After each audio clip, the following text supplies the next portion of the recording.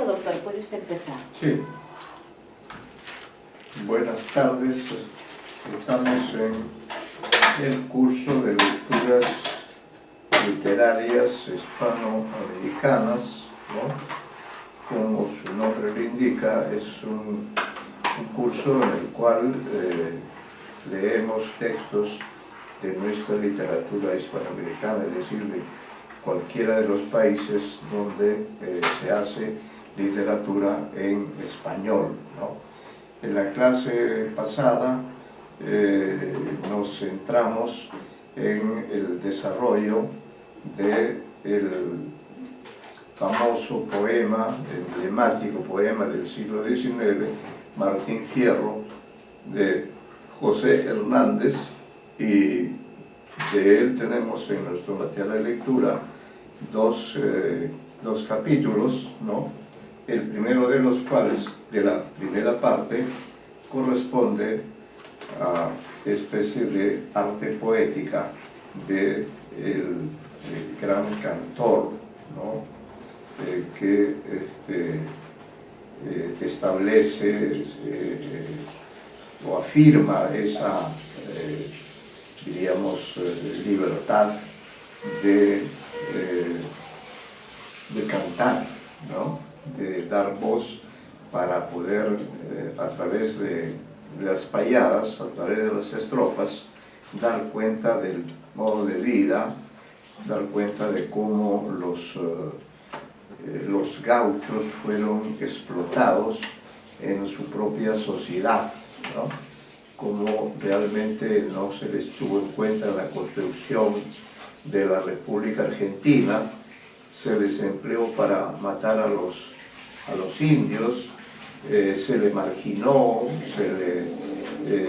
se les persiguió, se les consideró como delincuentes, como seres indeseables, y toda esta situación es la que cuenta el Martín Fierro en las dos partes, ¿no? Porque es un poema extenso, y la primera parte apareció en 1872, exactamente en el mismo año en que había aparecido en Lima la primera colección de tradiciones peruanas.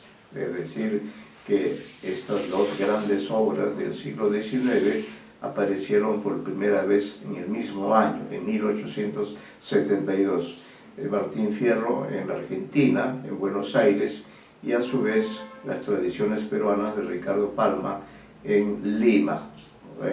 Es una coincidencia pues que dos obras tan importantes hayan aparecido en el mismo año, pero así son coincidencias, simetrías, diría Borges, que ocurren a veces en las letras hispanoamericanas, ¿no?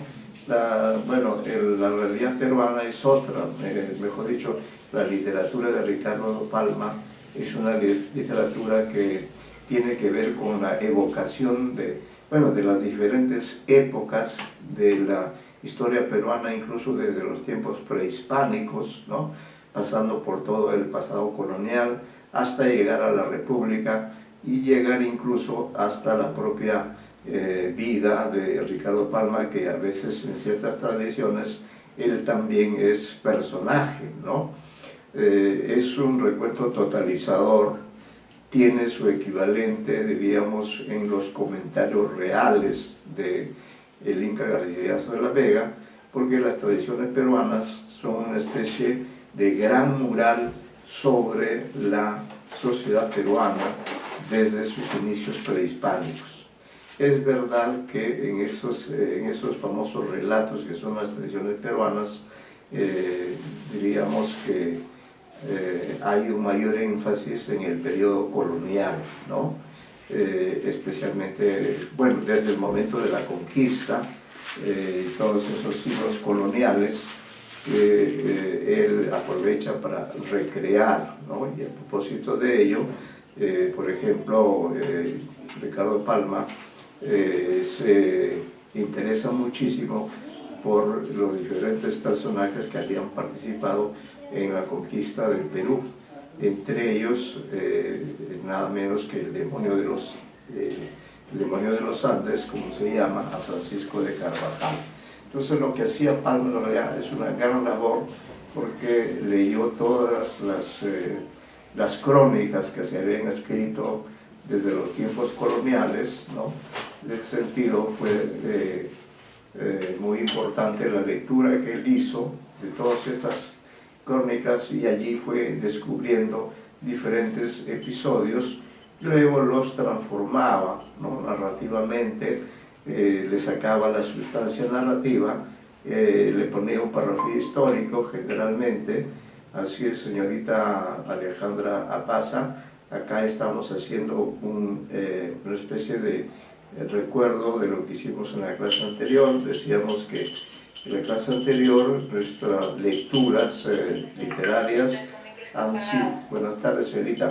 Hemos leído en la clase anterior la primera parte de del Martín Fierro, que coincidió en la fecha de aparición, coincidió con las tradiciones peruanas de Ricardo Palma. Entonces hemos podido apreciar, diríamos, el primer canto, que es un canto que tiene una especie de arte poética, ¿no?, en las primeras estrofas de estas sextinas hernandianas, como se le llamaban. Lo que él hace es señalar su condición de cantor. Eso es lo interesante, ¿no? Como dice, yo he visto a muchos cantores con famas bien obtenidas y que después de adquiridas no las quieren sustentar. Parece que sin largar se cansaron en partidas. Mas ande otro criollo pasa, Martín Fierro de pasar. Nada lo hace recular, ni los fantasmas lo espantan, y desde que todos cantan, yo también quiero cantar. Yo también quiero cantar. Cantando me he de morir, cantando me han de enterrar, y cantando he de llegar al pie del eterno Padre. Desde el vientre de mi madre vine a este mundo a cantar, ¿no? Entonces, diríamos que aquí lo que destaca mucho es la función poética del lenguaje, ¿no? No es tan importante lo que cuenta, sino, diríamos, las diferentes expresiones a través de las cuales afirma y reafirma su condición de cantor, su condición de payador, ¿no? Eso es algo que, por ejemplo, Jorge Luis Borges va a tomar muy en cuenta en el Martín Fierro.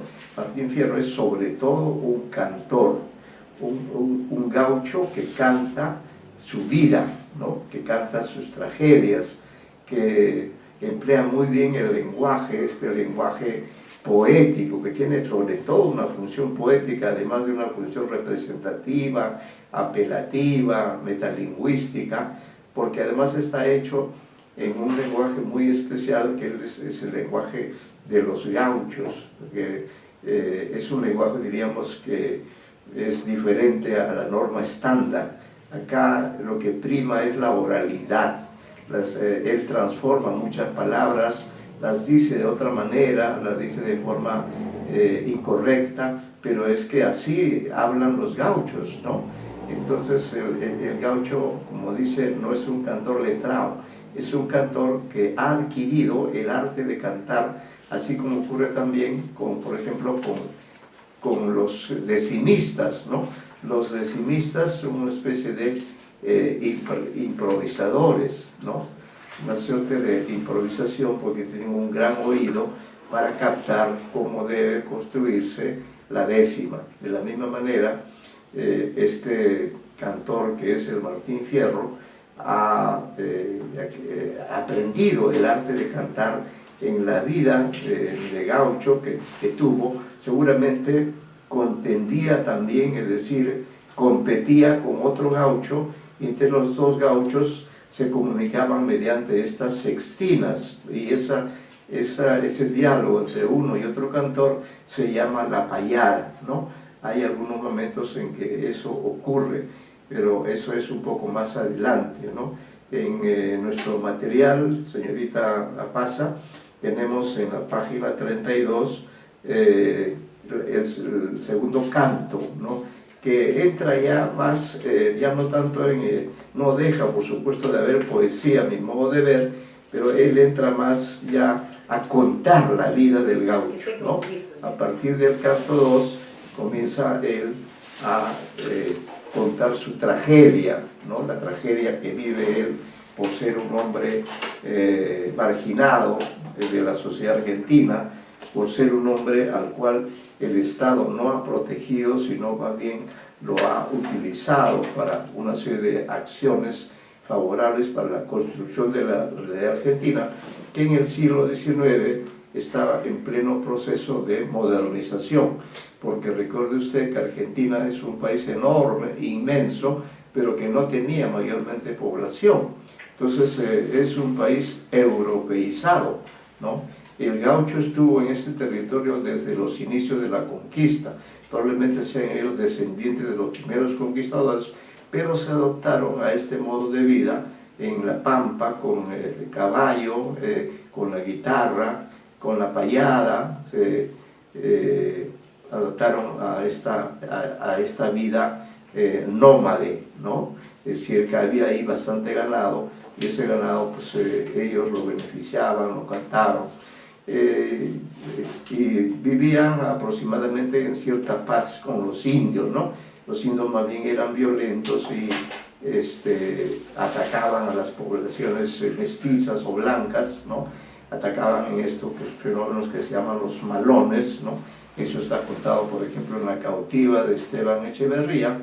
En cambio, los gauchos eran más pacíficos, en todo caso hacían una vida en grupos, se reunían para las actividades agrarias principalmente, o para las actividades que tenían que ver con la crianza del ganado, y en esas circunstancias es que ellos se reunían y cantaban, ¿no?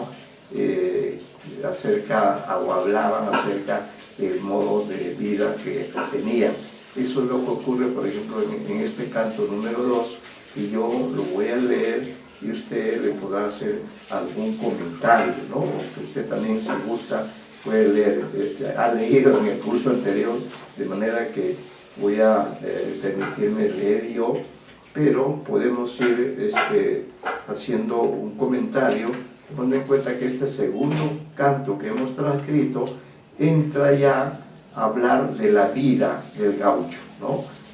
Sin omitir, como he señalado, estas metáforas, estas expresiones maravillosas que ha puesto en las sextinas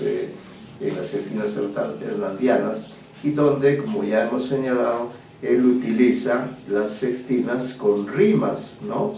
En todas ellas siempre hay rimas.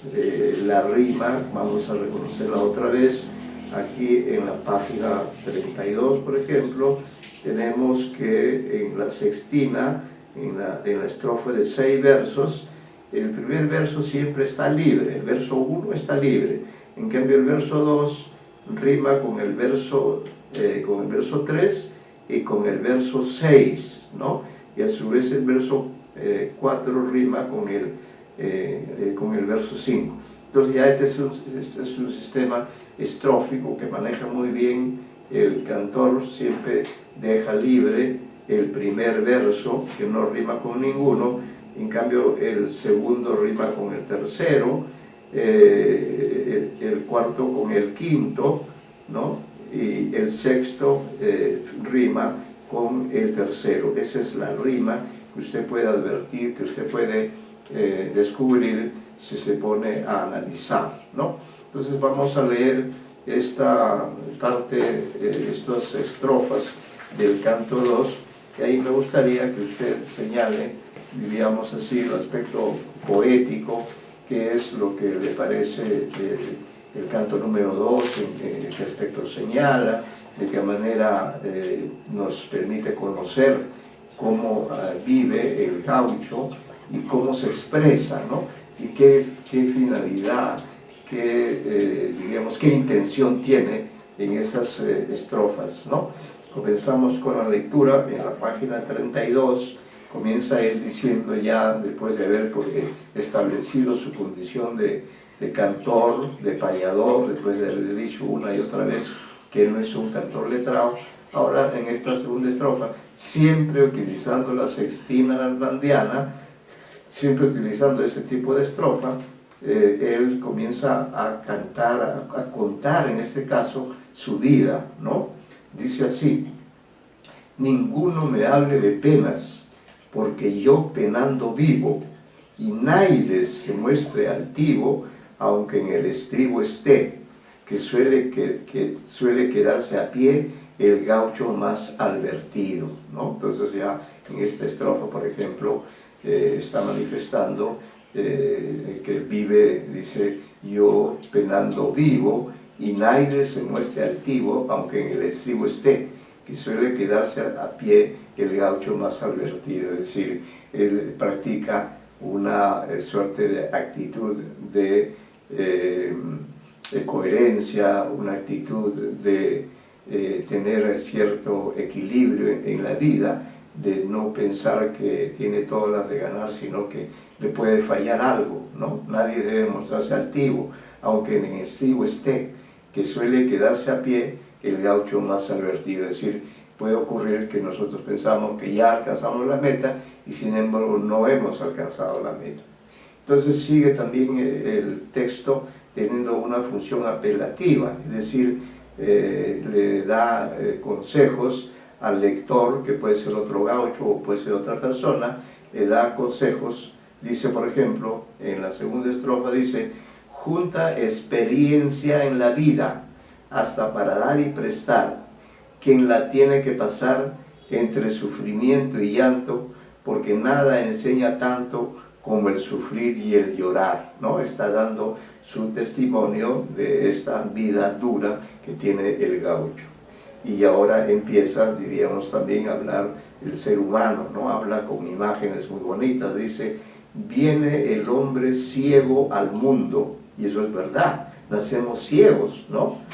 Cuarteándolo la esperanza, y a poco andar ya lo alcanzan las desgracias a empujones, la pucha que trae lisiones el tiempo con sus mudanzas. Qué hermoso aquí el tema de la temporalidad, cuando dice la pucha que trae lisiones el tiempo con sus mudanzas. Esto de lisiones, en realidad lecciones, ¿no? Pero él lo transforma en lisiones, el tiempo con sus mudanzas. Claro, nosotros los seres humanos vivimos en el tiempo, ¿no?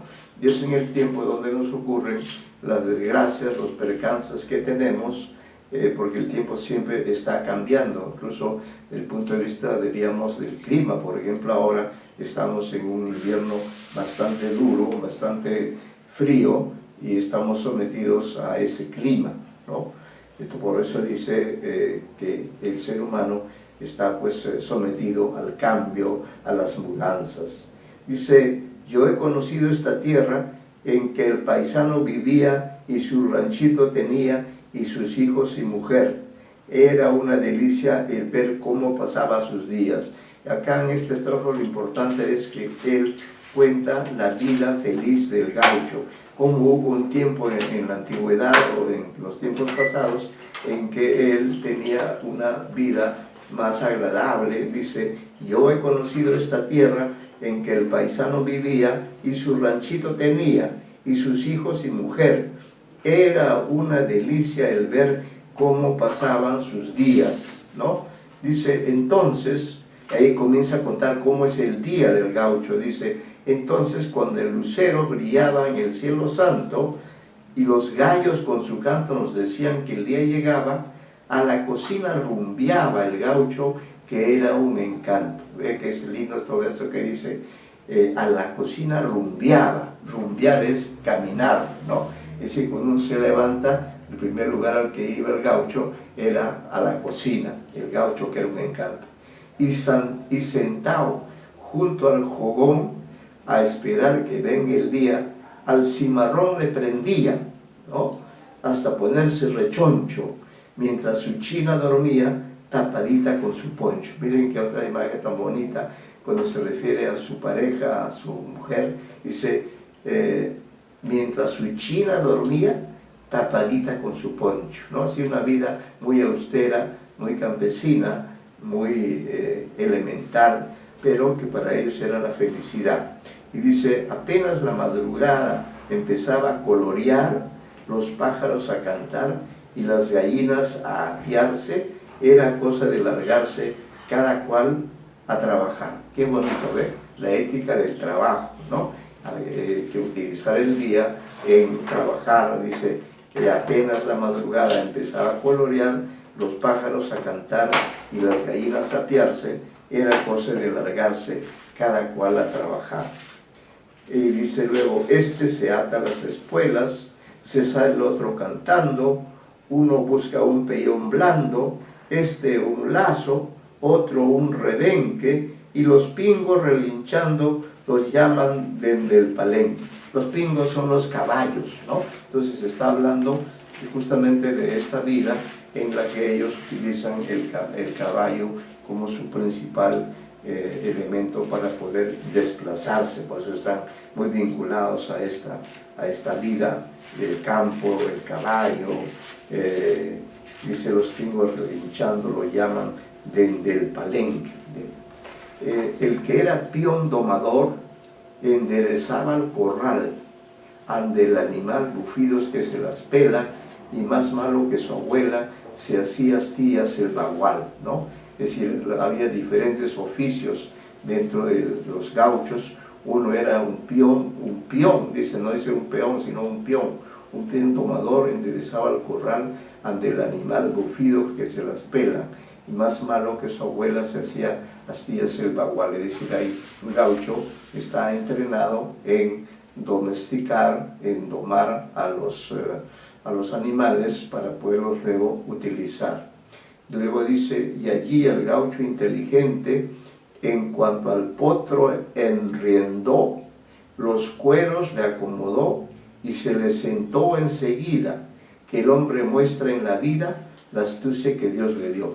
Qué bonito, aquí vemos que este peón domador ya ha logrado domesticar o domar al animal, al caballo, dice, y allí el gaucho inteligente, en cuanto al potro enriendó, los cueros le acomodó y se le sentó enseguida, que el hombre muestra en la vida la astucia que Dios le dio.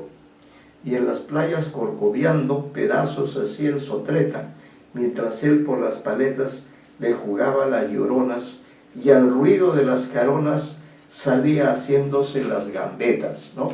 Ya son sextinas donde se habla de las acciones que realizan estos personajes, ¿no? Dice, y en las playas corcoviando, ¿no? Corcoviando pedazos hacía el sotreta, mientras él por las paletas le jugaba las lloronas, y al ruido de las caronas salían haciéndose las gambetas.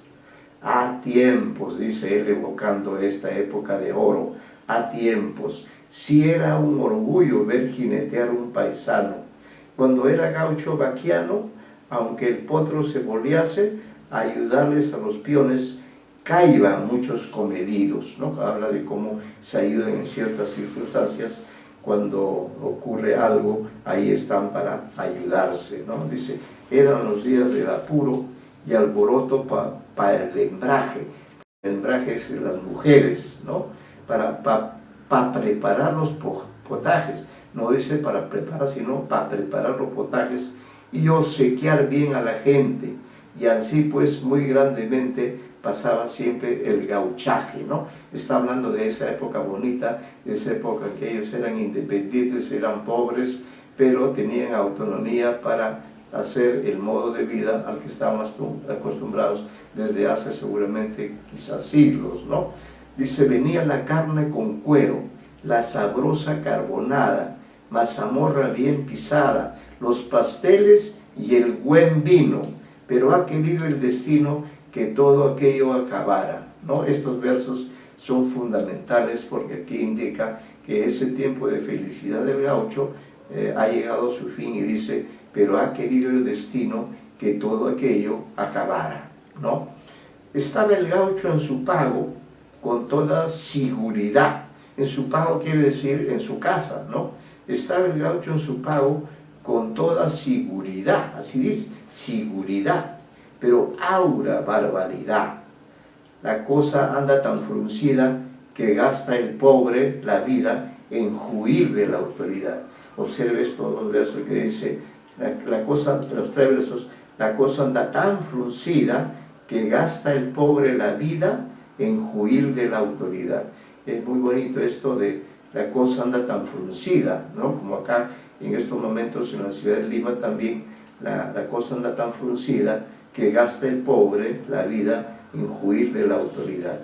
Pues si usted pisa en su rancho y si el alcalde lo sabe, lo caza lo mismo que ave, aunque su mujer aborte, no hay tiempo que no se acabe, ni tiempo que no se corte.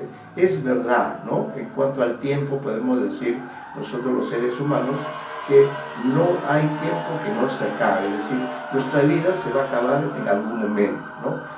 Mañana, más tarde, quizá vivamos más tiempo, no lo sabemos, o podemos morir muy jóvenes, cada uno tiene su hora, como se dice, pero finalmente, sea feliz o desgraciado, viva de una u otra manera, el tiempo se va a acabar. Por eso dice, no hay tiempo que no se acabe, ni tiento que no se corte, ¿no? Tiento es una especie de cordón que sirve para atar a los animales, y ese tiento también se puede cortar.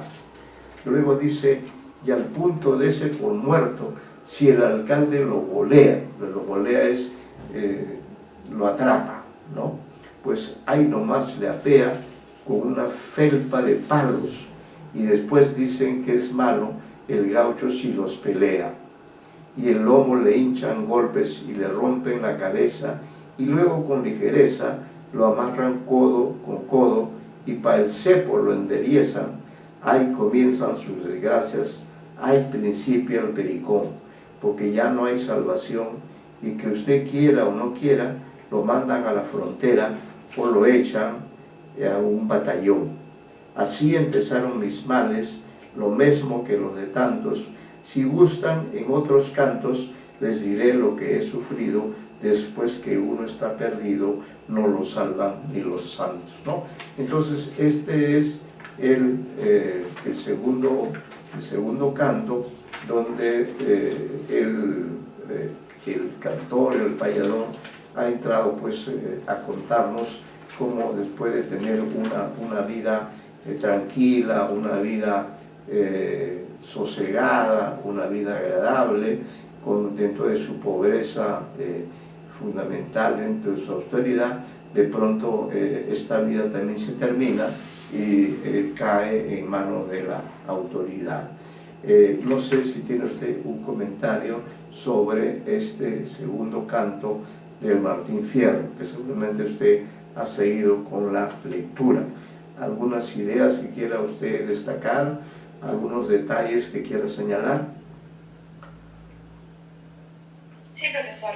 Sí. Creo que en esta segunda parte estamos viendo mucho más, quizá, más acciones, ¿no? Hacia la poesía popular, pues, ¿no? La manera en la que escribe esa segunda parte. Y bueno, sería que a comparación de la primera digamos que sería como una presentación de quién es Martín Fierro, y la segunda parte que nos describe cuál sería su entorno, cuál es el sentido de su alma, y cómo se siente orgulloso de algunas cosas, pues, ¿no? Sí. Y es muy interesante, inclusive, porque podemos imaginarnos en qué lugar se mueve, se desarrolla, y las motivaciones que tiene al mismo tiempo. Es una persona que parece un poco individualista, pero que al mismo tiempo aprecia a las personas que estaban a su lado. Sí, y pues. eso creo que no. Y inclusive sigue manejando lo que sería la musicalidad entre ellos. Bueno, se sigue sintiendo como si fuera un canto referido a un cuento. Sí, esto es lo que ocurre en este canto, en que ya vemos que esta vida tranquila, esta vida austera, de pronto es cortada por las circunstancias, por la autoridad que hace que el gaucho pierda la libertad y sirva a los intereses del gobierno, y hasta lo metan preso o lo sancionen, que es lo que pasa con el Martín Fierro, ¿no? Que finalmente tiene que irse, tiene que huir de la autoridad para que no lo capturen. Y luego más adelante en otros cantos ya hay momentos en que él es capturado también, se asocia con otro gaucho, ¿no? Eso es lo que corresponde a este texto.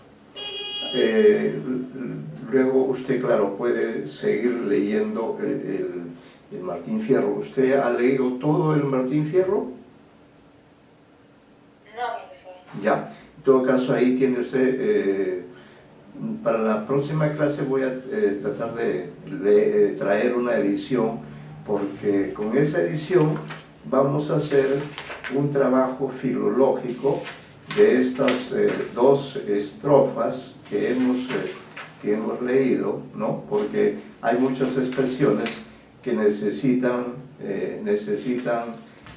ser aclaradas, porque el lenguaje del gaucho es muy particular, está lleno de localismos, de palabras que sin una edición especial no se llega a comprender. Lamentablemente no tengo aquí a la mano el material, pero para la próxima lo voy a traer a fin de que podamos hacer una especie de trabajo filológico de conocimiento de los términos que están allí señalados en esa edición con las notas a pie de página, ¿no? Luego pasaríamos, señorita Abaza, pasaríamos, yo también lo voy a leer. ¿Por qué he puesto este texto que viene a continuación, que se llama La poesía americana? El autor es Juan María Gutiérrez. Juan María Gutiérrez es un crítico literario muy importante de la literatura hispanoamericana del siglo XIX. Él perteneció a la primera generación de los escritores argentinos, y no se destacó tanto por su poesía, sino más bien por ser un crítico literario. Él fue el primero que hizo la antología de la literatura hispanoamericana, la América Poética, así se llama esa antología. Y luego también él es famoso porque descubrió, así después de varios años, descubrió la existencia de los originales del cuento El Matadero de Esteban Echeverría, que Esteban Echeverría había escrito y lo dejó ahí entre sus papeles. Luego Esteban Echeverría murió, y pasados algunos años, Juan María Gutiérrez, que era un filólogo, es decir, un hombre que estaba a la búsqueda de textos de diversos autores, encontró este texto famoso, que no sé si usted ha tenido oportunidad de leer, que se llama El Matadero. ¿Lo ha leído en alguna circunstancia? Uy, no, profesor. Ya, entonces sí es importante que lea El Matadero. Y Juan María Gutiérrez, ¿no? Él fue el que descubrió el texto y lo publicó, creo que en 1871-72, y la publicación del cuento causó un gran impacto, porque el texto es muy fuerte, efectivamente. Ahí hace referencia a la época del gobierno del tirano Rosas, ¿no? Entonces es una crítica frontal, por eso se llama El Matadero, y causó tanta sensación que desde esa vez ese cuento se ha vuelto famoso, ¿no? Entonces Juan María Gutiérrez es uno de los críticos literarios que usted debe conocer, debe leer, porque está, digamos, ubicado en el siglo XIX, que es el primer siglo en el que se puede hablar de una literatura hispanoamericana. En este caso, por ejemplo, es interesante, como usted es una lectora acuciosa, yo lo voy a leer y usted le va a ver cómo ve él la poesía americana. Ahora tenemos una experiencia, tenemos una visión, diríamos, diferente, ¿no? Porque ya la literatura hispanoamericana ha crecido mucho, ya estamos hablando de hace 2 siglos, ¿no? Entonces este texto es interesante porque se refiere a la imagen que tiene un distinguido crítico literario con respecto a la poesía americana de aquella época, del siglo XIX, ¿no? Y habría que contrastar con la mirada que tiene en cambio un autor más contemporáneo, como puede ser Octavio Paz, qué sé yo, u otros poetas, ¿no? Es interesante la forma como define Juan María Gutiérrez la poesía americana en el siglo XIX. Entonces ya sabe que Juan María Gutiérrez es un valioso escritor que incluso tuvo, digamos, ese gesto de independencia, de no aceptar ser considerado por la Real Academia Española, ¿no? Él no aceptó, dijo, yo no acepto ser miembro de esa institución, porque en el continente americano se hablan diferentes formas de castellano. Entonces yo no me atrevería, dijo él, a ser miembro de una corporación que solamente reconoce el uso estándar, el uso culto del español. En cambio, por ejemplo, él ya había leído seguramente el Martín Fierro, y ahí en el Martín Fierro pues se usa otro lenguaje, ¿no? De otro linaje, de otra calidad. Pero vamos a ver, en todo caso, como una primera aproximación, esta manera que él tiene de hablar de la poesía americana, que es un concepto, ¿no? Él desarrolla este concepto de la poesía americana en la página 37 y ha sido tomada de un material que está señalado allí en la parte inferior. Entonces dice lo siguiente: si hay cielos y climas propicios a la imaginación, como los de Grecia e Italia, deben contarse entre ellos los del Nuevo Mundo, en donde sus primeros descubridores creyeron hallar el paraíso terrenal, y admiraron constelaciones desconocidas y esplendentes.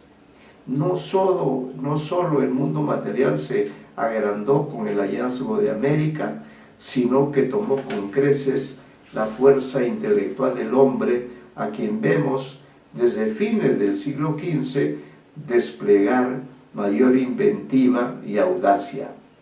Colón, piloto y cosmógrafo, se transforma en poeta en presencia de las primitivas y fragantes florestas y dirige a los reyes católicos aquellos bellos trozos de poesía descriptiva, rebosando en profundo sentimiento de la naturaleza que la historia nos ha dado a conocer con el humilde título de Cartas. Efectivamente, Colón escribió a los reyes acerca de lo que había visto en este continente. Su vida misma es una odisea, así como las narraciones de las proezas de los conquistadores pueden considerarse como romanceros escritos con sus espadas tintas en sangre de indígenas, ¿no? Esa es una especie de metáfora, podríamos decir. Su vida misma es una odisea, así como las narraciones de la proeza de los conquistadores pueden considerarse como romanceros escritos con sus espadas tintas en sangre de indígenas, pues que así ocurrió realmente, que los indígenas fueron sacrificados y estos cronistas, muchos de ellos los conquistadores, pues mataron a la gente y luego contaron estas historias a través de las crónicas. Luego dice, pero existen hechos más positivos para demostrar la influencia que nuestro continente ejerce sobre las facultades de crear y de sentir. Los españoles no han notado esos hechos o intencionalmente los han dejado sin mención, siendo así que se manifiestan por sí mismos. ¿Cómo podrá negarse que la musa épica de los castellanos es una amazona americana? ¿No? En sus manifestaciones más robustas y bellas, es hija legítima y fruto de las regiones vírgenes, en donde la luz, el aire, el agua, los vegetales revelan misterioso al pensamiento y a la expresión de quienes comprenden y oyen su lenguaje, ¿no? Entonces, esto que dice, ¿cómo poder negarse que la musa épica de los castellanos es una amazona americana? En sus manifestaciones más robustas y bellas, es hija legítima y fruto propio de las regiones vírgenes, en donde la luz debe decir, el aire, el agua, los vegetales, revelan misterioso al pensamiento y a la expresión quienes comprenden y oyen su lenguaje. Convienen los mejores críticos en que los poemas sobresalientes del Parnaso de nuestros padres son tres: la Araucana, el Bernardo y la Cristiada. Pues bien, todos tres fueron escritos en América. El primero por el noble batallador Ercilla, es decir, la Araucana. El segundo por un obispo, maestro tanto o más que Ovidio de Petrarca en achaques del corazón, apellidado Balbuena, ¿no? Ese es el autor del Bernardo. El tercero por un santo varón que parece embriagado en el amor del crucificado, cual si hubiera bebido del vino hecho sangre de la última cena. Esa es la Cristiada.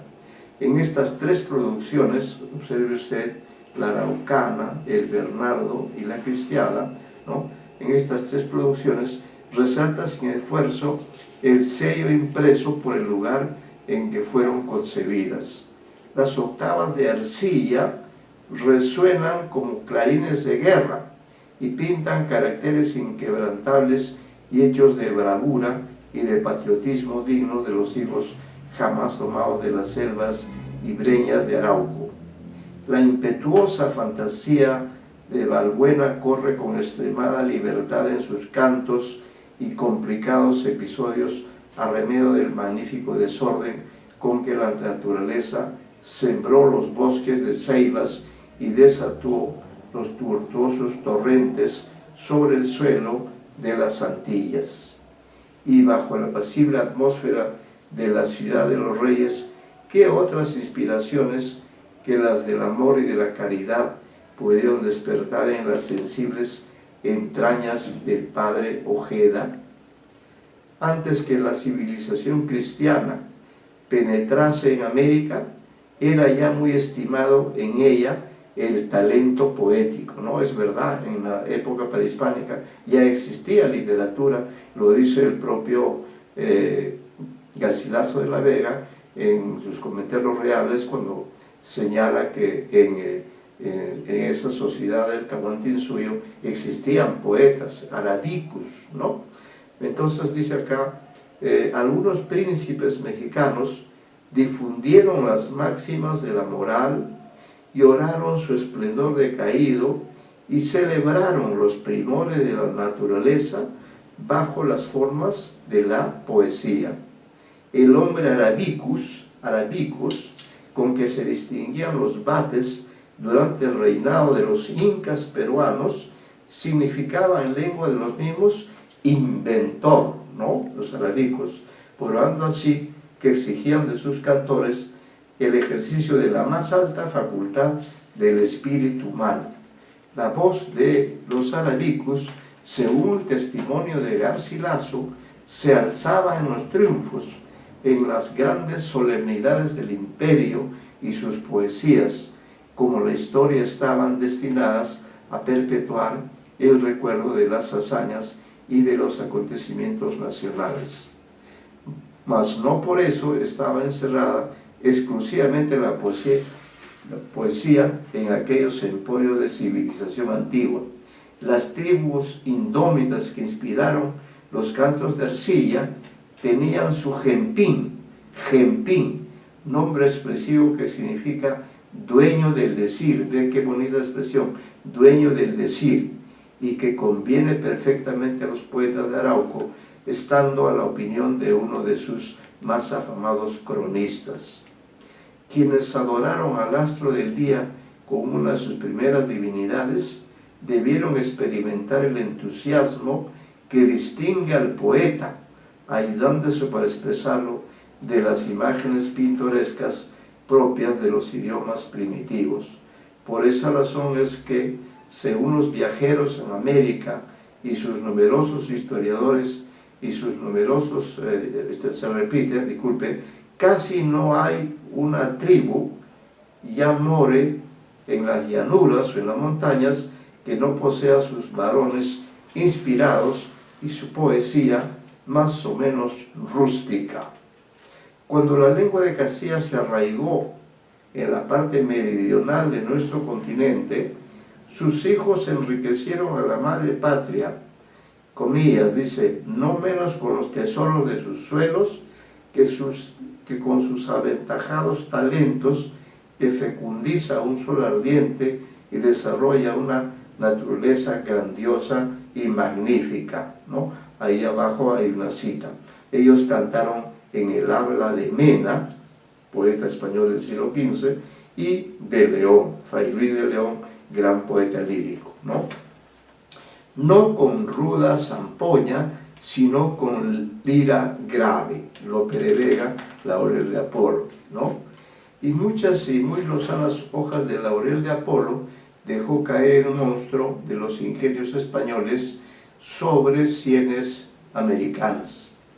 Don Juan de Alarcón, ¿no? El Juan de Alarcón en el que se inspiró Corneille, guía del gran Corneille en sus más celebrados aciertos, y la Virgen Mexicana, ¿no?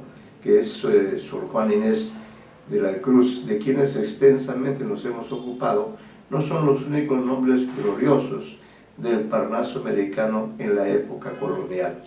Oña, Castellanos, Aguirre, Delso, Olavide son los precursores de Navarrete, que rivaliza con el autor de La Noche Serena, ¿no? Título de la más célebre poesía de Fray Luis de León, en elevación y candor, de Gorostiza, que logró colocarse a la par de Moratín, entre Martínez de la Rosa y el fecundo Bretón de los Herreros, y de muchos otros que, como Labardén en el Río de la Plata, cultivaban la literatura poética espontáneamente y casi sin estímulo.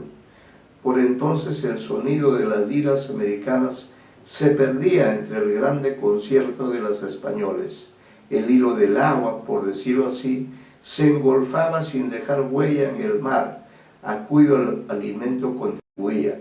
Pero la revolución política que convirtió los virreinatos en repúblicas encordó con bronces aquella lira, y como la única ocupación de los brazos fue el manejo de las espadas y la victoria la exclusiva inspiratriz del ingenio, el carácter de la poesía durante la lucha de la independencia fue puramente guerrero.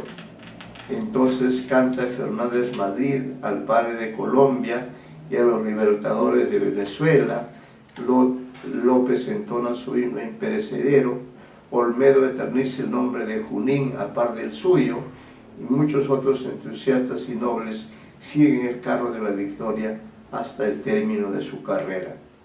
De entonces hasta los días actuales toma la poesía otra dirección en América. Los poetas pudieron pensar en sí mismos e interesar con sus dolores o con sus dichas personales, las flores, el cielo, la mujer, la naturaleza, la tradición histórica, los recuerdos, en fin, hijos del silencio, entraron como colorido en el pincel del poeta.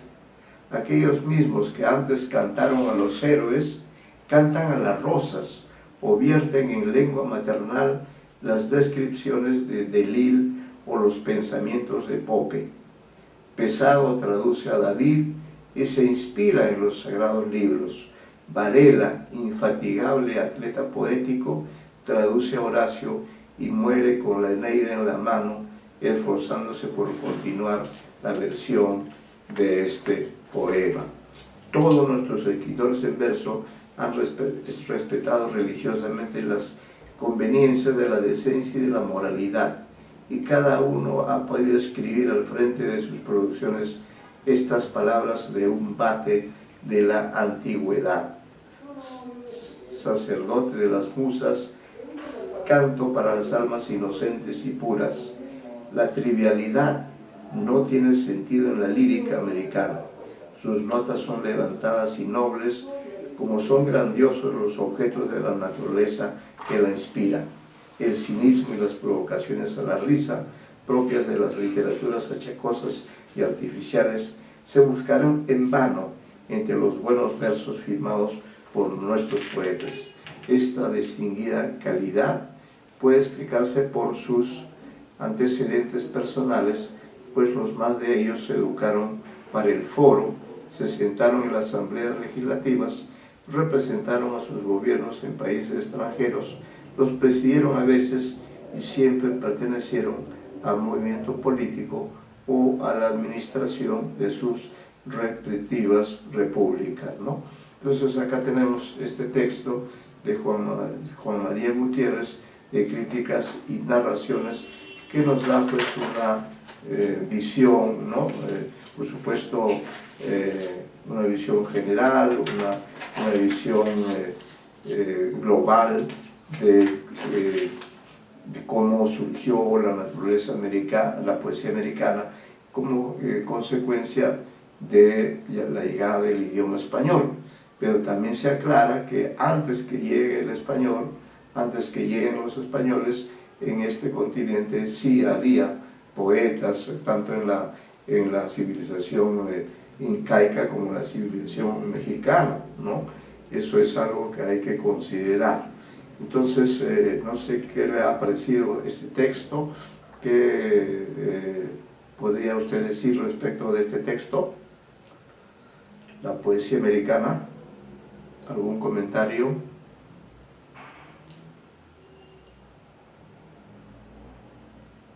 Creo, profesor, que si habla netamente de la poesía americana, hablamos de lo que sería la política, ¿no? Como dice en el texto. Si especialmente en España, creo que podemos ver cómo es que después de la Guerra Civil Española, un montón de poetas, novelistas, inclusive dramaturgos salieron a protestar por la generación, por ejemplo, del 27, que fue después de la Guerra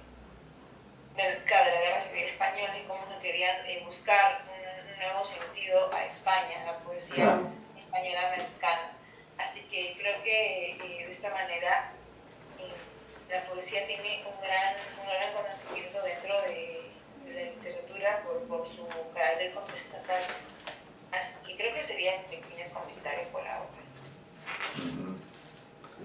Sí, bueno, dentro de esta visión de la literatura hispanoamericana, usted sabe que hay movimientos literarios desde el siglo XIX. Está el romanticismo, al cual de alguna forma correspondería el Martín Fierro, del cual hemos hablado hace unos momentos, ¿no? Pero también en el siglo XIX aparece el modernismo hispanoamericano, ¿no? Movimiento que se considera muy importante porque en él, diríamos, surgen grandes poetas. Se habla de una primera etapa, ¿no? Que sería la etapa de 1882 a 1896. Esa sería la primera etapa del modernismo hispanoamericano, de Ismaelío de Martí a prosas profanas de Rubén Darío, ¿no?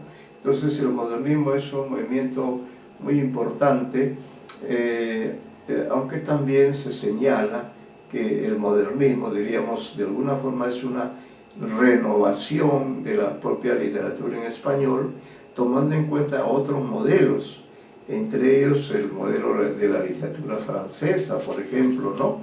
Entonces, por esa razón es que el modernismo va a producir pues poesía de gran calidad desde el propio José de Martí, ¿no? José Martí, que escribe versos sencillos en 1891, y aquí tenemos un poema muy simpático en la página 42 que nos puede dar lugar a un comentario.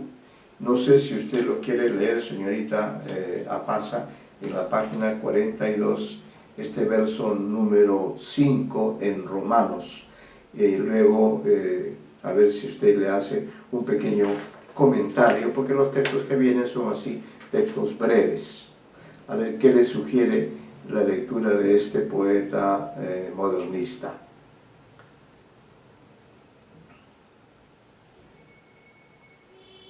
Ya, profesor. Ya. Si ves un monte de espumas, es mi verso lo que ves. Mi verso es un monte y es un abanico de plumas. Mi verso es como un puñal que por el puñal echa flor. Mi verso es un surtidor, me da un agua de coral. Mi verso es un verde claro y un carmín encendido. Mi verso es un ciervo herido que busca en un mundo amparo. Mi verso al valiente agrada. Mi verso breve y sincero es el vigor del placer con que se funde en la espada. Así es. ¿Qué le pareció ese poema? El poema me parece muy contundente, ya que podemos ver cómo es que, como le dije antes, ¿no? Cómo es que la poesía y cómo los versos son una de las manifestaciones más duras que podemos ver, ya Sí. que en pocas palabras pueden comunicar un mensaje muy poderoso, como por ejemplo que el verso, que ese poema es como si fuera la espada que puede dañar. Así es. Creo que ese pequeño poema da luz a eso, pues, ¿no?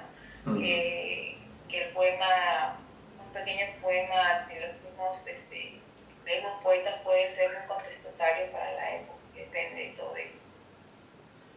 Sí, es un poema muy hermoso, bien, está en verso, ¿no? Está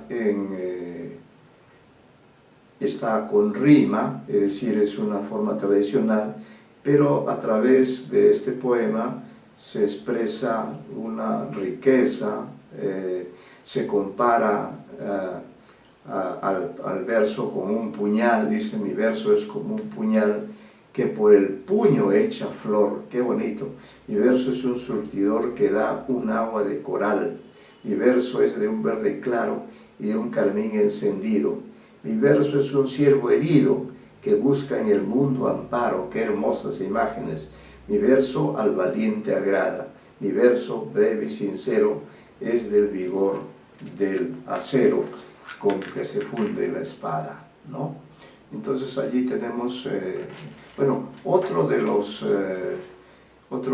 temas aparecen aquí en la página 43, también, que son de Rubén, de José Martí, ¿no? A ver, vamos a leer yo lo voy a leer y a ver qué le parece a usted este poema que está en la página 43, que es el poema 38, ¿no? 38. Dice: del tirano di todo, di más, y clava con furia de mano esclava sobre su oprobio al tirano. Del error, pues del error di el antro, di las veredas oscuras, di cuando puedas del tirano y del error.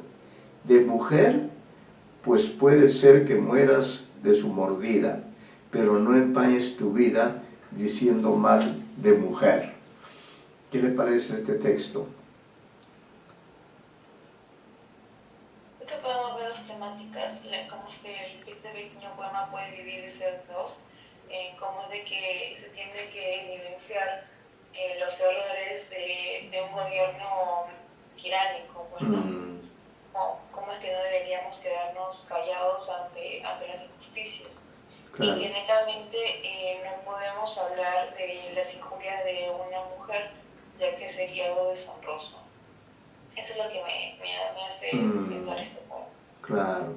Dice: de mujer, pues puede ser que mueras de su mordida, pero no empañes tu vida diciendo mal de mujer, ¿no? Es una especie de ética que plantea.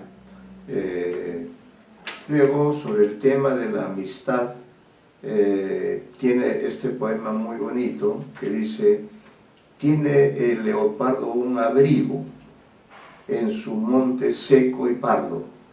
Yo tengo más que el leopardo porque tengo un buen amigo.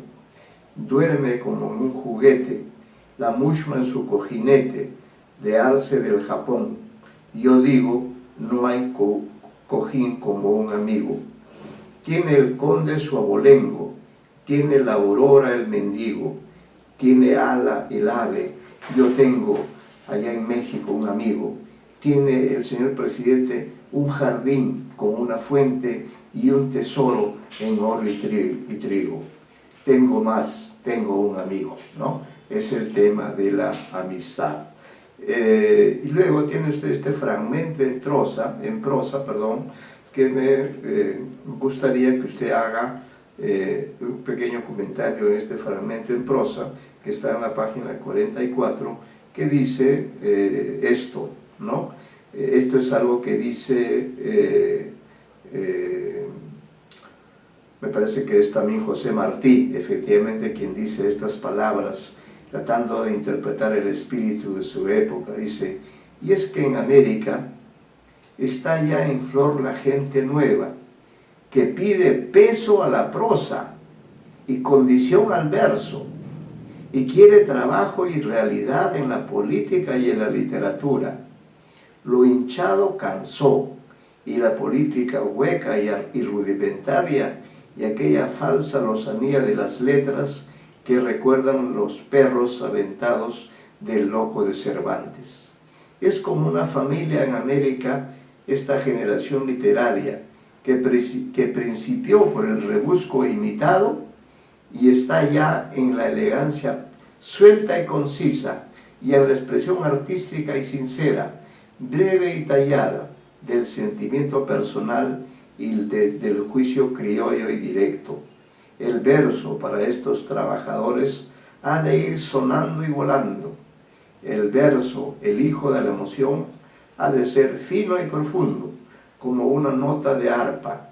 No sabe decir lo raro, sino el instante raro de la emoción noble o graciosa. Y ese verso, con aplauso y cariño de los americanos, era el que trabajaba Julián del Casal, ¿no? Esta es una especie de arte poética. No sé si tiene un comentario acerca de estas palabras que dice Martí acerca de, diríamos, los que están haciendo poesía en ese momento. Sí, profesor, o sea, como creo que a la misa inclusive de este pequeño poema en prosa podemos decirlo, bueno, cómo es de que se espera, cómo es que las generaciones actuales están esperando mucho más de literatura que solamente hacer arte poética, pues, ¿no? Que desean tener un mensaje mucho más contundente como un mensaje político. Esperan un poco más del propósito de literatura y no necesariamente que se enfoque netamente en el arte. Claro. Eso es lo que yo al menos puedo visualizar. Sí. Luego tiene este poema, a mí me gusta mucho a mí este poema, seguramente usted lo ha leído, ¿no? El poema de Manuel Gutiérrez Nájera, que vamos a conocer también algunos textos de él, porque Gutiérrez Nájera, por ejemplo, es un escritor que no se preocupó mucho por publicar él sus obras, sus libros, ¿no? Fueron publicados después de su muerte, pero sí tenía él mucha aceptación, muchos seguidores, y luego después de este poema vamos a leer este cuento tan bonito que espero que lo podamos leer, ¿no? Pero este poema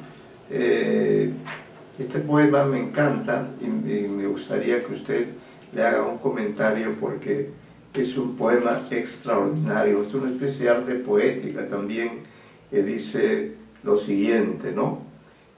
Para entonces, así se llama el famoso poema.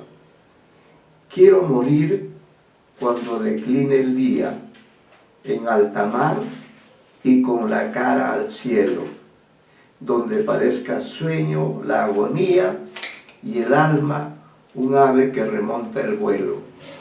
No escuchar en los últimos instantes, ya con el cielo y con el mar a solas, más voces ni plegarias sollozantes que el majestuoso tumbo de las olas. Morir cuando la luz triste retira sus áureas redes de la onda verde y ser como ese sol qué lento expira, algo muy luminoso que se pierde. Morir y joven, antes que destruya el tiempo leve la gentil corona, cuando la vida dice aún, soy tuya, aunque sepamos bien que nos traiciona, ¿no? Ese es un hermosísimo poema de Manuel Gutiérrez Nájera sobre el tema de la muerte, ¿no? Ya sabemos que la muerte es lo más importante que nos va a ocurrir. Nosotros somos seres que vivimos entre la vida y la muerte. Todos podemos decir, deseamos de alguna manera una forma de morir, un modo de morir, y eso es lo que nos dice, ¿no? Gutiérrez Nájera en estos, nos dice cuándo quiere morir y cómo quiere morir, ¿no? Y lo dice con realmente versos extraordinarios, con metáforas, qué sentimientos expresa, qué le parece su poema acerca del deseo de morir, ¿no? El deseo de morir que le sugiere esta forma que tiene Gutiérrez Nájera de expresar, ¿no? De expresar en todo caso su deseo, ¿no? Su forma de morir. ¿Qué le parece? Creo que este poema nos va a dar un poco de luces sobre que el morir no es necesariamente algo tenebroso, pero que habría cierta belleza al morir uno de joven, ya que no importa mucho las cosas, pues, ¿no? La juventud netamente vive el día a día, sí. y no le importa mucho de frente al futuro. Dice que se prefiere de una otra manera morir para no morir con angustia, sino morir de una otra manera libre. Sí, claro, ¿no? Como de morir, morir en paz, ¿no? Morir en un escenario donde está la luz, la onda verde, el sol lento que expira, es decir, morir en consonancia con la realidad, con la naturaleza, porque finalmente el morir es un acto humano, ¿no? Nos da mucha tristeza, mucha pena, pero esa es nuestra naturaleza. La naturaleza del ser humano es la mortalidad, ¿no? Y sobre eso habla este gran escritor que es Manuel Gutiérrez Nájera. Yo voy a leer este texto. Él hacía también cuentos, ensayos, ¿no? Pero tiene este texto que me gustaría que usted, no ahora, pero creo que no va a haber tiempo, pero que sí, en todo caso, es hermoso realmente, es hermoso el texto, es un poco extenso, así que quizá no lo lleguemos a terminar, ¿no? Pero sí es bueno que lo leamos para que veamos la prosa de Gutiérrez Nájera, ¿no? Cómo él se ha imaginado, ¿no? Se ha imaginado este tema, es de su imaginación, de su inspiración, los amores del cometa. Entonces ya sabemos que el cometa es un elemento cósmico, ¿no? Es un cuerpo celeste que viaja por el espacio y de pronto puede pasar cerca de la Tierra o otro planeta que esté habitado. Y en esta maravillosa prosa, él habla de los amores del cometa. Vamos a ver cómo lo hace con este modo realmente sorprendente. Dice así: de oro, así es la cauda del cometa. Viene de las inmensas profundidades del espacio y ha dejado en las púas de cristal que tienen las estrellas muchas de sus guedejas luminosas. Las coquetas quisieron atraparle, pero el cometa pasó impasible, sin volver los ojos, como Ulises por entre las sirenas. Venus le provocaba con su voluptuoso parpadeo de medianoche como si ya tuviera sueño y quisiera volver a casa acompañada. Pero el cometa vio el talón alado de Mercurio, que sonreía mefistofélicamente y pasó muy formal a la distancia respetable de 27 millones de leguas. Mire esas cantidades. Y ahí le veis. Yo creo que en uno de sus viajes halló la estrella de nieve a donde nunca llega la mirada de Dios y que llaman los místicos infierno. Por eso trae erizos los cabellos. Ha visto muchas tierras, muchos cielos. Sus aventuras amorosas hacen que las 7 cabrillas se desternillen de risa. Y cuando imprima sus memorias, veréis cómo las comprarán los planetas para leerlas a escondidas, cuidando de que no caigan en poder de las estrellas doncellitas. Tiene mucha fortuna con las mujeres, es de oro. No me había sido presentado. Yo comúnmente no recibo a las 4:32 de la madrugada, y ese gran noctámbulo deja sus sábanas azules muy temprano para espiar la alcoba de la aurora por el ojo de la llave, luego que la divina rubia salta de su lecho con los brazos desnudos y el cabello suelto. Su pupila de oro espía por la cerradura del oriente. Tal vez en ese instante la aurora baja las 3 gradas de ópalo que tiene su lecho nupcial y busca para cubrir sus plantas entumecidas las pantuflas de mirtos que los ángeles forran por dentro con plumas blancas desprendidas de sus alas. Y él la mira, la circunda con el áureo fluido de sus ojos, la palpa con la vista, siente las blandas ondulaciones de su pecho, ve cómo entorna los párpados, descubriendo sus pupilas color de no me olvides, y recibe en el rostro las primeras gotas de rocío que van cayendo de las trenzas rubias cuando la diosa moja la cabeza en la gran palangana de brillantes y alinea con el peine de marfil su cabellera descompuesta por la almohada. El cometa está enamorado, por eso se levanta muy temprano.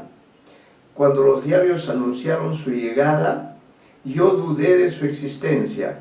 Creía que era un pretexto del sol para obligarme a dejar el lecho en las primeras horas matinales. El Padre de la Luz está reñido conmigo porque no le hago versos y porque no me gusta su hija del alma. La blancura irreprochable de esa mujer me desespera, y desde que amo con toda el alma a una morena, odio las rubias y sobre todo las inglesas. La noche es morena, como tú, perdón, debe haber dicho, como usted. Pero el cometa, a pesar de estas dudas, existía.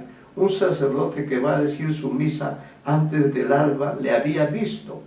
No era pues un pretexto del hirviente sol para tenerme desvelado y vengarse de todos mis desvíos. Los panaderos le conocían y saludaban. El gran viajero del espacio estaba en México. Los graves observadores de Chapultepec no han despegado aún sus labios y guardan una, y tienen sobradísima razón. No hay que hacer amistades con un desconocido que, juzgar por la traza, es un polaco aventurero. Sobre todo, no hay que fiarle dinero. ¿A qué ha venido? La honradez del cometa es muy dudosa. Sale a la madrugada del caliente camarín en que duerme la aurora, y no contento aún con deshonrarla de este modo, espía por la cerradura de la llave hasta que acaba de lavarse.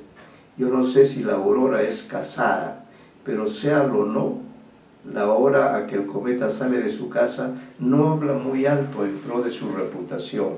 El cometa no es caballero, hace alarde de sus bellaquerías, sale con insolencia, afrentando a los astros pobres con el lujo opulento de su traje, y sin respeto al pudor de las estrellas vírgenes, compromete la honrosa reputación de una señora. No tiene vergüenza, cuando menos debía embozarse en una capa. Vanamente esperé que el gran desconocido apareciera en el cielo raso de mi alcoba. Para este excursionista que no viene de Chicago, no hay hombres notables y visitas de etiqueta. Tuve pues que esperarle en pie y armado, como aguarda un celoso al amante de su mujer, para darle al pasar las buenas noches. Eran las 4:30 de la madrugada.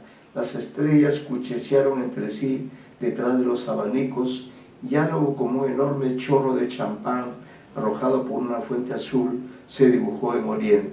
Era el cometa. La luna, esa gran bandeja de plata en donde pone el sol monedas de oro, se escondía desvelada y pálida en oeste. Los luceros y yo teníamos frío. Mas si el poeta no presagia ahora el desarrollo de la epidemia ni la contingencia de un conflicto internacional con Guatemala, sí puede chocar en el océano oscuro del espacio con esta cáscara de nuez en que viajamos. Tal conjetura no es absolutamente inadmisible. Hay 281 millones de probabilidades en contra de esa hipótesis, pero hay una a favor. Si el choque paralizara el movimiento de traslación, todo lo que no está pegado a la superficie de la Tierra saldría de ella con una velocidad de 7 leguas por segundo. El tenor Prats llegaría a la Luna en 4 minutos. Si el choque no hiciera más que detener el movimiento de rotación, los mares saldrían de madre descaradamente y cambiarían el ecuador y los polos. ¡Qué admirable espectáculo! Los mares vaciándose como platones que se voltean sobre la Tierra. El astrónomo Winston cree y sostiene que el diluvio fue ocasionado por el choque de un cometa, el que apareció nuevamente en 1680. Podía también el bandolero del espacio envolvernos en su opulenta cola de tertulia. Los cometas debían usar vestido alto. Por desgracia, sus grandes colas áureas, eterna desesperación de las actrices, tienen a veces 30 y hasta 80 millones de leguas. Si la extremidad de una de esas colas gigantescas penetrase en nuestra atmósfera, cargadas como están de de hidrógeno y carbono, la vida sería imposible en el planeta. Sentiríamos primero una torpeza imponderable, como si acabáramos de almorzar en el restaurante de Recamier, y luego, gracias al decrecimiento del azue, un regocijo inmenso y una terrible excitación nerviosa provocada por la rápida combustión de la sangre en los pulmones y por su rápida circulación en las arterias. Todos nos moriríamos riendo a carcajadas. Servín abrazaría a Joaquín Moreno y García de la Cadena al general Aréchila.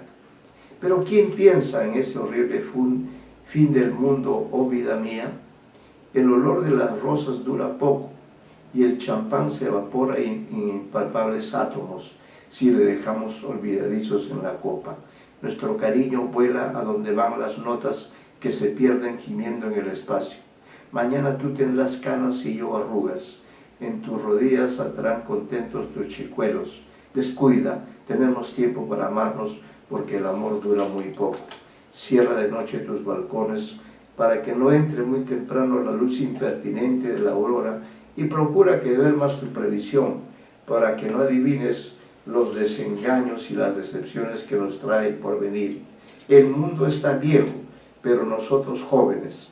Cuando estés en un baile, no pienses nunca en la diana del alba ni en el frío de la salida, porque tus hombros desnudos se estremecerán, como sintiendo el áspero contacto de un cierzo de diciembre, y sentirás subir a tu garganta el bostezo imprudente del fastidio.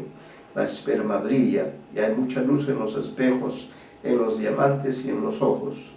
La música retosa en el espacio y el vals, como la ola fría de un río alemán, arrastra a las parejas estrechamente unidas como los cuerpos de Paola y Francesca. Las copas de Bohemia desbordan el vino que da calor al cuerpo y la boca entreabierta de la mujer derrama esas palabras que dan calor al alma. El alba se pereza entre tanto y piensa en levantarse. No pensemos en ella, afuera sopla un viento frío que rasga las desnudas carnes de esas pobres gentes que han pasado la noche mendigando y vuelven a sus casas sin un solo mendrugo de pan negro. No pienses, por Dios, en la capota de pesadas pieles que duerme aguardándote en guardarropa, ni en los cerrados vidrios de tu coche. Fin del mundo y salida de un baile, todo es uno. Final de fiesta mezclado de silencio y de fatiga, hora en que se apagan los lustros y cada cual vuelve a su casa. Aquellos a dormir bajo las ropas acolchonadas de su lecho y estos a descansar entre los cuatro muros de la tumba. Las bujías pavecean, lamiendo las arandelas del enroscado candelabro. Los pavos del buffet muestran sus roídas caparazones y sus vientos abiertos. Los músicos, luchando a brazo partido con el sueño, como Jacob con el ángel, no encuentran aire en sus pulmones para arrojarlo por el agudo clarinete, ni vigor en sus flojas articulaciones para esgrimir el arco del violín. Sobre la blanca lona que cubre las alfombras hay muchas flores pisoteadas y muchas blondas hechas trizas. Las mujeres se van poniendo ojerosas y el polvo de arroz cae como el polen de una flor de sus mejillas. Los cocheros inmóviles duermen en el pescante, envueltos hasta la frente con sus carriches. Este es el fin del baile, este es el fin del mundo. Pero aguarda un momento, falta el cotillón. Restons l'étoile vagabonde dont les sages un peu de l'eau. Peut-être es importante le monde, nous laissera dans notre camp.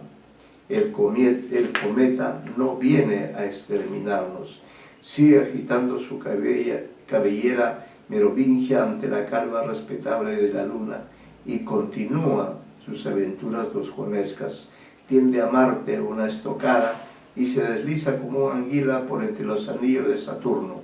Míralo, sigue lagartijeando en el espacio, bombardeado por las miradas incendiarias de la osa. Reposa en la silla de Casiopea y se ocupa en bruñir el coruscante escudo de Sobieski. El pavo real despliega el abanico de su cola para enamorarle y el ave indiana va a pararse en su hombre. La cruz austral le abre los brazos y los lebreles marchan obedientes a su lado. Allí está Orión que le saluda con los ojos y el fatuo Arturo viéndose en el espejo de las aguas. Puede rizar la cabellera de Berenice e ir jinete en la jirafa a atravesar el triángulo boreal. El león se echa a sus pies y el centauro le sigue a galope. Hércules le presenta su masa y Andrómeda le llama con ternura. La Vía Láctea tiende a sus pies una alfombra blanca salpicada de relucientes lentejuelas y el Pegaso se inclina para que lo monte. Pero vosotros no lo poseeréis, oh estrellas enamoradas. Ya sabe que otros de sus compañeros se han perdido por acercarse mucho a los planetas.